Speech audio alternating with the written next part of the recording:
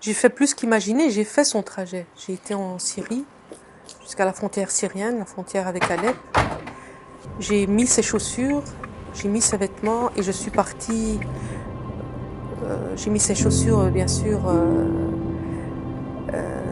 imagées. Donc j'ai voulu être dans sa peau et j'ai fait ce trajet. J'ai fait exactement le même trajet pour essayer de me sentir un petit peu dans sa peau. Et au plus que j'avançais dans la trajectoire, au plus je comprenais le choix de mon fils, connaissant mon fils. Si j'avais la tombe de mon fils ici, je viendrais tous les vendredis. Au moins tu parles tu lui parles, tu médites un peu,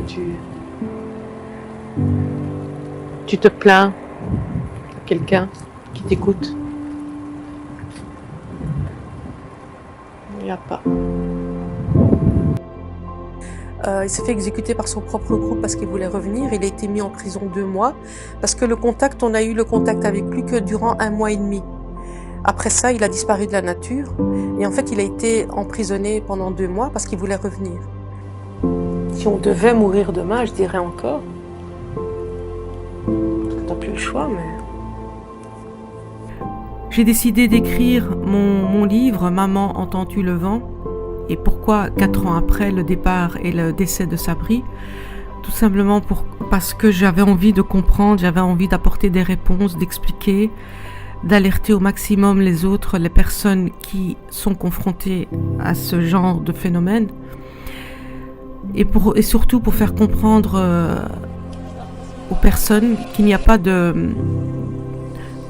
profil type pour la radicalisation extrémiste, que ça peut arriver à tout le monde, que tout le monde doit se sentir concerné.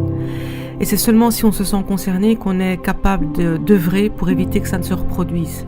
Moi, j'ai senti des choses, j'ai senti du changement. Sabri a changé, il avait un discours qui avait évolué aussi. Il était très pessimiste par rapport à son avenir et j'ai voulu alerter, témoigner.